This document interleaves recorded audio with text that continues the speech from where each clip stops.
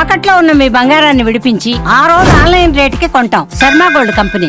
నమస్కారం, welcome to Suman TV. నేను గీతాంజలి. వారాహి నవరాత్రుల్లో భాగంగా 7వ రోజు అమ్మవారిని ఏ విధంగా కొలుచుకోవాలి, అమ్మవారి రూప విశిష్టత, అలాగే అమ్మవారికి సమర్పించవలసినటువంటి నైవేద్యం, అమ్మవారికి ఏవి ప్రీతిగా మనం సమర్పిస్తే అమ్మ అనుగ్రహిస్తుంది తెలుసుకుందాం. ఈ వివరాలు వివరించేందుకు ప్రస్తుతం మనతో పాటు ఉన్నారు ప్రముఖ జ్యోతిషులు బ్రహ్మశ్రీ నందిభట్ల శ్రీహరి శర్మ గురువు గారు. వారితో మాట్లాడదాం. గురుగారు నమస్కారం అండి. వాగర్థావివ సంపృక్తౌ వాగర్థ ప్రతిపత్తయే జగతః పితరౌ వందే పార్వతీ పరమేశ్వరౌ. ఆదిత్యాయ చ సోమాయ మంగళాయ బుధాయ చ గురు శుక్ర శనిభ్యశ్చ రాహవే కేతవే నమః. శృంగేరి జగద్గురు పీఠాధిపతులకి, కంచి పీఠాధిపతులకి నమస్కారములు తెలియజేసుకుంటూ కార్యక్రమాన్ని ప్రారంభిద్దాం. గురుగారు, 7వ రోజు వారాహి నవరాత్రుల్లో భాగంగా ఈ రోజున అమ్మవారిని ఏ విధంగా కొలుచుకోవాలో తెలియజేస్తారా? అమ్మవారి రూప విశిష్టత మనం గత కొన్ని రోజులుగా మనం తెలియజేస్తూ వస్తున్నామమ్మా. అవును. అంతటి కిందట 6వ రోజున మనం ఈ అమ్మవారిని ధూమ్ర వారాహిగా నిన్నటి రోజున కొలుచుకున్నాం. ఈ రోజున అమ్మవారిని, వరాహి అమ్మవారిని మహావారాహి అమ్మవారి రూపంలో మనం కొలుచుకోవాలి. మహావారాహి ఈ అమ్మవారట మహాయోగిని దేవతట. అంటే యోగిని దేవతలు ఉంటారు కదా, అందులోకెల్లా ప్రప్రథమైనటువంటి పెద్దదైనటువంటి దేవతగా మనకు చెప్పబడి ఉంది. ఈ అమ్మవారిని పూజించడం ద్వారా దైవ జ్ఞానము, ఆధ్యాత్మిక శక్తి కలుగుతుందట ఈ అమ్మవారిని పూజించడం ద్వారా. అంతేకాకుండా ఎంతటి వాళ్ళైనప్పటికీ కూడా ఒక వయసు 50-60 దాటిన తర్వాత మోక్షం కావాలి, ఈ జన్మకి ఇంకా మళ్ళీ వచ్చే జన్మంటూ ఉండకూడదని చెప్పి ఆలోచన చేస్తుంటారు కదమ్మా. అటువంటి వాళ్ళకి మోక్షాన్ని అతి త్వరగా సిద్ధింపచేసే అమ్మవారు ఎవరయ్యానంటే మోక్షం. వారాహి అమ్మవారిని పూజ చేసే వాళ్ళు ఉంటారు, కేవలం మోక్షమే కావాలనుకునే వాళ్ళు ఈ మహావారాహి అమ్మవారిని పూజ చేయాలని మనకు శాస్త్రం చెప్పబడి ఉంది. 10 తలలతో కూడుకున్నటువంటి అందమైనటువంటి మహిళ. అంటే వరాహం అంటే పంది కదమ్మా. 10 వరాహములు తలలతో కూడుకున్నటువంటి అందమైన మహిళగా చెప్పబడి ఉంది ఈ అమ్మవారిని వర్ణనలో. అలాగే ఈ అమ్మవారు విశేషంగా పరమేశ్వరి ఆయుధం నుంచి జన్మించిందట. పరమేశ్వరి, లలితా పరమేశ్వరి ఉంది కదా, ఆ అమ్మవారికి ప్రధాన ఆయుధం ఉంటుంది కదా, త్రిశూలం. ఆ ఆయుధం నుంచి జన్మించినటువంటి అమ్మవారు ఈ మహావారాహి అమ్మవారు. అలాగే ఈ అమ్మవారి యొక్క వాహనము సింహవాహనమట. అంతేకాకుండా ఇక్కడ ఒక గమ్మత్తైన విషయం ఏంటంటే, ప్రత్యేకించి పురుషులు ఎవరైతే ఈ అమ్మవారిని ఉపాసన చేస్తారో, పూజ చేస్తారో, ఈ అమ్మవారికి సంబంధించిన హోమం చేసుకుంటారో వాళ్ళకి ప్రత్యేకంగా పురుషులకు ఉండేటువంటి సమస్త కోరికల్ని నెరవేరుస్తుందట ఈ అమ్మవారు.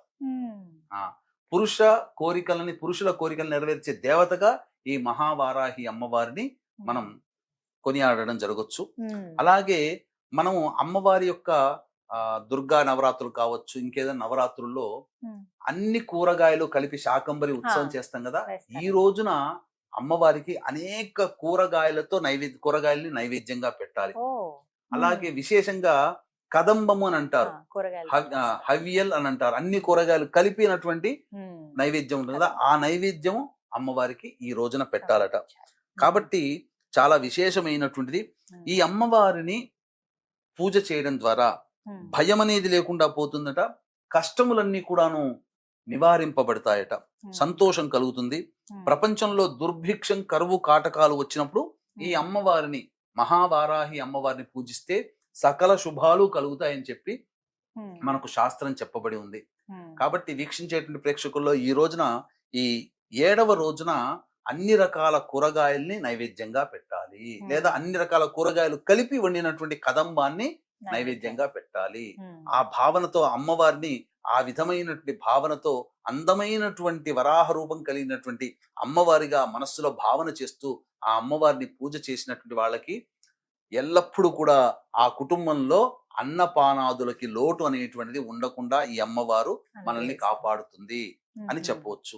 ప్రతిరోజు పూజ చేసుకునేటువంటి వాళ్ళు, ఇంత పూజ చేసుకుంటున్నాము, హోమం చేసుకోలేకపోయినటువంటి బాధపడే వాళ్ళు, అలాగే ఈ రకమైనటువంటి పూజలు అన్ని వివరంగా చెబుతున్నారు కదా, ఈ అమ్మవారిని మనం పూజ చేయలేకపోయామే, మనకు సమయం కాలం కలిసి రాలేకపోయిందని బాధపడేటువంటి వాళ్ళకందరికీ కూడా తరుణోపాయంగా అమ్మవారి యొక్క దివ్య అనుగ్రహాన్ని అందరికీ అందించాలనేటువంటి యొక్క సదుద్దేశముతో 5వ తేదీ రోజున శనివారము స్వాతి నక్షత్రం కలిసినటువంటి 10వ రోజున, దశమి తిథి రోజున మధ్యాహ్నం 3 గంటలకి ఈ 9 అవతారాలకి సంబంధించినటువంటి 9 వారాహి అమ్మవార్ల హోమాది కార్యక్రమాలు మీ గోత్రనామాదులతో జరిపించి శక్తిపాతము చేయబడినటువంటి శంకరుంగలి మాలని మీకు అందివ్వడం జరుగుతుంది. ఉమ్. నా 5వ తారీఖులో మధ్యాహ్నం 12 గంటల లోపల ఈ కార్యక్రమంలో నమోదు చేసుకోవచ్చు. గురుగారు, మరి ఇంకా చాలా సందేహాలు ఉన్నాయండి. మరి అమ్మవారిని ఎలా పూజ చేయాలి ఇవి కూడా వివరించండి.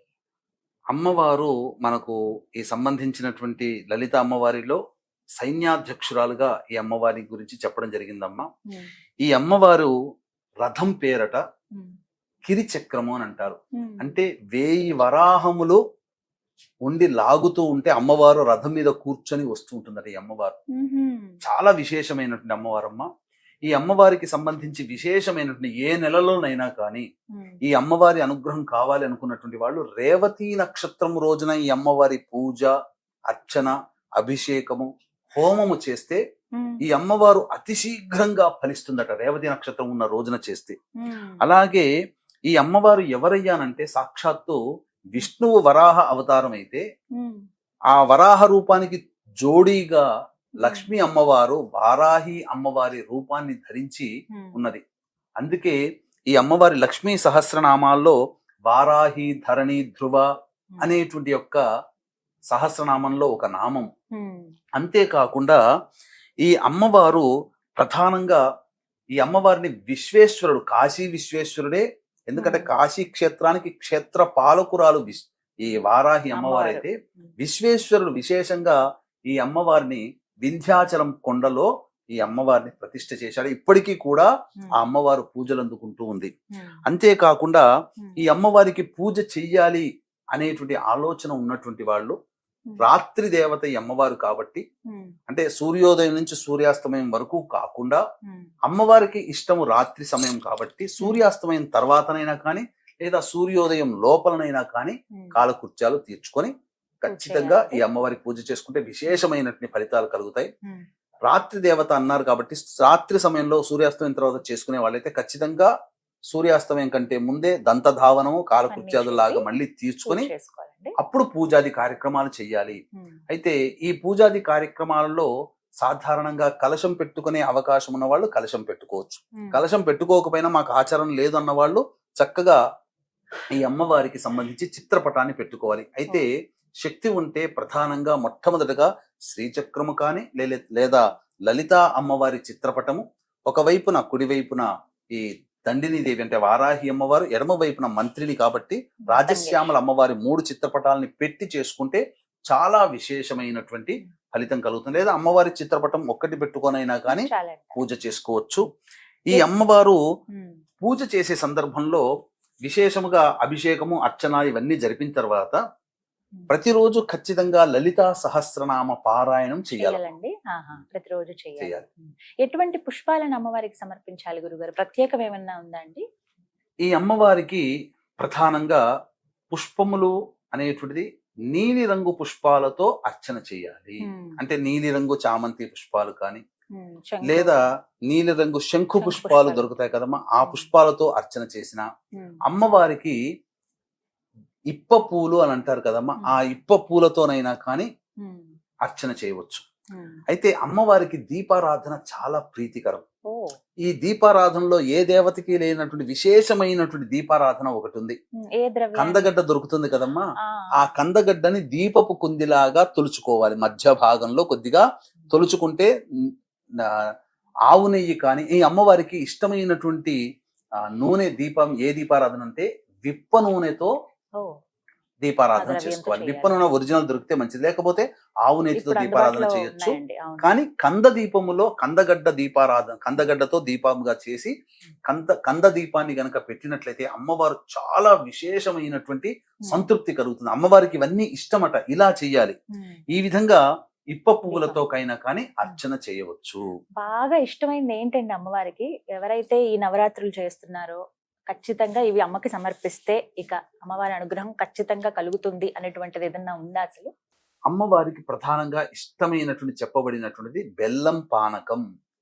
అంటే చాలా మంది ఏంటంటే బెల్లంని సంబంధించి ఆ నీటిలో కలిపిస్తే బెల్లం పానకం లాగా ఉంటుంది.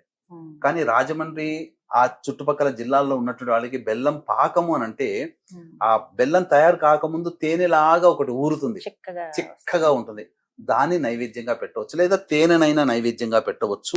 అమ్మవారికి నువ్వుల లడ్డూలు చాలా ఇష్టం. ఉమ్, ఇలాచీ పొడి, ఉమ్, అలాగే నేతితో వేయించినటువంటి నువ్వుల లడ్డూలు పెట్టిన అమ్మవారికి చాలా ప్రీతికరం. ఉమ్. అంతేకాకుండా ఎర్రటి పండ్లు అంటే దానిమ్మ పండ్లు ఒలిచి గింజలు ఒలిచి పెట్టాలి. చిలకడ దుంప దొరుకుతుంది కదమ్మా ఈ అవును, సమయంలో. దొరుకుతుంది. ఆ చిలకడ దుంప కూడా నైవేద్యంగా పెట్టినా ఉమ్, ఈ నైవేద్యాలు పెట్టాలట అమ్మవారికి. ఉమ్, విశేషంగా అమ్మవారు చాలా సంతృప్తి చెందుతుంది. ఉమ్, అంతేకాకుండా ఉమ్, చక్కగా ఈ అమ్మవారికి విప్ప పూలను కూడా నైవేద్యంగా పెట్టవచ్చు. ఉమ్, మరీ విశేషముగా పనస పండ్లని కూడా నైవేద్యంగా పెట్టమన్నది శాస్త్రం. ఉమ్. వీక్షించేటువంటి ప్రేక్షకులకి ఇప్పుడు ఒక అద్భుతమైన ఈ సంవత్సరం వచ్చే వారాహి నవరాత్రులకి అద్భుతమైనటువంటి యోగ మాలిక ఏమిటంటే, ఆషాఢ మాసం మొదటి రోజు ఏదైతే ఉందో ఆ పాడ్యమి తిథి రోజు ఆరుద్ర నక్షత్రం ఉంది.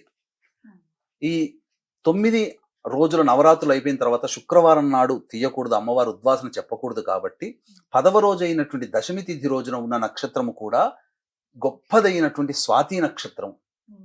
కాబట్టి ఈ ఆరుద్ర నక్షత్రం స్వాతి నక్షత్రానికి అధిపతి ఎవరు? రాహువే. ఈ యొక్క సమస్త లోకానికి కూడా రాహు యొక్క కవర్లో ఉంది, అండర్ కవర్లో ఉంది. కాబట్టి రాహు అనుగ్రహం కలిగిందంటే అత్యంత శీఘ్రముగా ఫలితాలు కలుగుతాయి. అద్భుతమైనటువంటి రోజున ఈ స్వాతి నక్షత్రం రోజున ముగింపు కూడా పలుకుతుంది. కాబట్టి చక్కగా ఈ వారాహి నవరాత్రుల్లో ఎవరైతే చేసుకుంటారో, ఎవరైతే పూజ చేసుకుంటారో, ఎవరైతే పూజ చేసుకోకపోయినా జరిగే హోమంలో పాల్గొంటారో వారి యొక్క సంకల్పం అతి శీఘ్రంగా నెరవేరుతుందని చెప్పడంలో ఏమాత్రం సందేహం లేదు. ఇది చాలా యాదృచ్ఛికంగా కాకతాళీయంగా కలిసినటువంటి అద్భుతమైన యోగ మాలిక. రాహు నక్షత్రంతో మొదలై రాహు నక్షత్రంతో ఎండ్ అవుతుంది అని చెప్పవచ్చు. ఎందుకంటేనమ్మా, రాహు స్వరూపం అంటే దేహమంతా ఉంటుంది, తలకాయ మాత్రం ఉండదు. వారాహి అమ్మవారు కూడా ఈ సంబంధించి చూసుకుంటే దేహమంతా స్త్రీ రూపం, కేవలం తలకాయ మాత్రం వరాహ రూపం. అలా రాహు స్వరూపముగా మనకు అమ్మవారు ఈ సంవత్సరం అనుగ్రహిస్తుంది. గురుగారు, అమ్మవారికి ధూపం అంటే చాలా ఇష్టం అని విన్నాను. ఎటువంటి ద్రవ్యాలు వేయాలి అందులో? ధూపం అంటే కేవలం మనకి మార్కెట్లో ఇప్పుడు దొరికేటువంటి ధూపమేనా? అసలు ఎలాంటిది ఇష్టం అమ్మవారికి? మనకు ఏ దేవతకైనా కానీ ప్రత్యేకంగా అసలు అమ్మవారు అంటేనే ధూప ప్రియురాలు.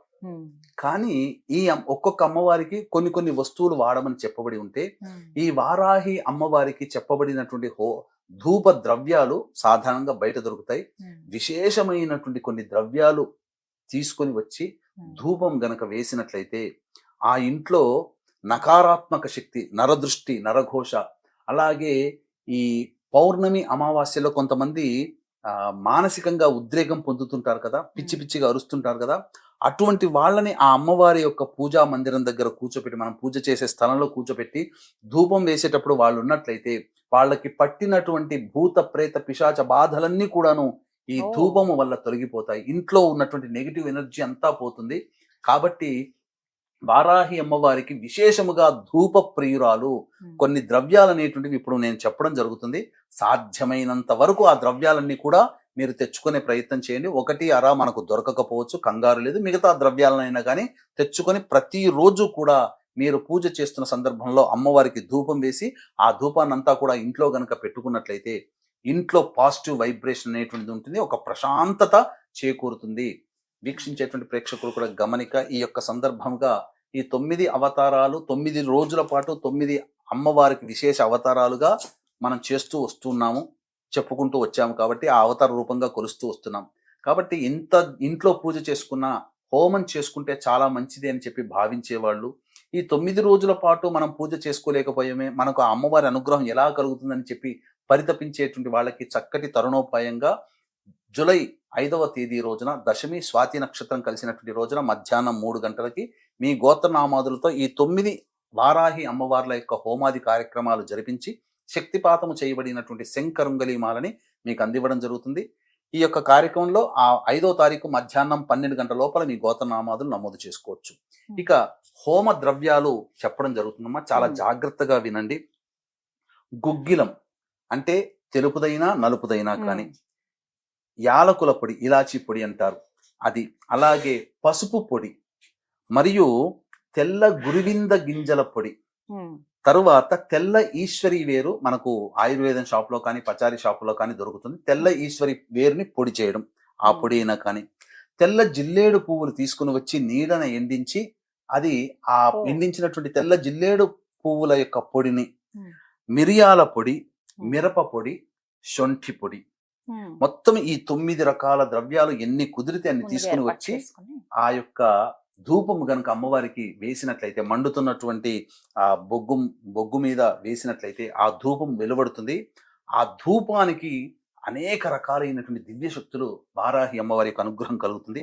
ఈ వారాహి అమ్మవారి 9 రోజుల పాటు చేసిన తర్వాత హోమం కూడా చాలా విశేషమైనటువంటి. హోమం చేసుకునేటట్టయితే తోక మిరియాలు, తెల్ల ఆవాలు, పనస పండు అనేటువంటిది ఆ హోమ ద్రవ్యంగా వాడవచ్చు. ఇక అమ్మవారికి తాంబూల సేవనం అంటే చాలా విశేషం కాబట్టి సుగంధ భరితమైనటువంటి ఇలాచి, యాలకులు, జాజికాయ, జాపత్రి, పచ్చకర్పూరం కలిపినటువంటి తాంబూలాన్ని పెట్టి ఆ తాంబూలాన్ని ఎవరైనా తీసుకోవచ్చు. అంతేకాకుండా ప్రధానంగా ప్రతిరోజు కంద దీపము పెట్టవచ్చు. ఆ కంద దీపం పెట్టినటువంటి దాన్ని మరుసటి రోజు వాడుకోవచ్చు ఇంట్లో కూరలో. లేదు 9 రోజులు అదే దీపం వెడుకోవచ్చు. కంద దీపం 1, 2 అనేటువంటి ఎవరి శక్తి కొలది వాళ్ళు చేసుకోవచ్చునమ్మా. తప్పకుండా ఈ చెప్పినటువంటి విధి విధానంగా ఎవరైతే చేసుకుంటారో సంపూర్ణమైనటువంటి అమ్మవారి అనుగ్రహం కలిగి, ఆ వారాహి అమ్మవారి అనుగ్రహంతో మీ యొక్క కోరికలు సత్వరముగా నెరవేరి సకల శుభాలు మీ జీవితంలో కలుగుతాయని చెప్పడంలో ఏమాత్రం సందేహం లేదమ్మా. చాలా చక్కగా వివరించారండి. అసలు అంటే చాలా మందికి సందేహాలు ఇవన్నీ కూడా ఎలా చేసుకోవాలి ఏమిటి అని చెప్పి చాలా వివరంగా తెలియచేశారు. సంతోషం గురుగారు. చూశారు కదా, చక్కగా ఈ 9 రోజుల పాటు మనమైతే పూజలు జరుపుకుంటాము. ఏ రోజుకి ఆ రోజు ఎలా కొలుచుకోవాలో అమ్మవారిని తెలుసుకున్నాము. అలాగే గురువు గారి ఆధ్వర్యంలో జూలై 5వ తారీఖు అండి, ఇక 10వ రోజు, అది దశమి, ఆ రోజున విశేషంగా వారాహి హోమం నిర్వహిస్తూ ఉన్నారు. 9 రూపాల్లో అమ్మవారిని ఏ విధంగా అయితే కొలుచుకున్నామో 9 రోజులు, అలా ఒకే రోజున ఈ 9 రూపాల హోమాలు అనేవి నిర్వహిస్తున్నారు. ఎవరైతే భక్తులు పాల్గొనాలి అనుకున్నారో స్క్రీన్ మీద గురుగారికి సంబంధించిన నెంబర్స్ ఇస్తాను. కాల్ చేసి ముందుగా మీరు వివరాలు కనుక్కుని అలాగే మీ పేరు, గోత్రం నమోదు చేయించుకోండి. హోమంలో పాల్గొనండి. నమస్కారం.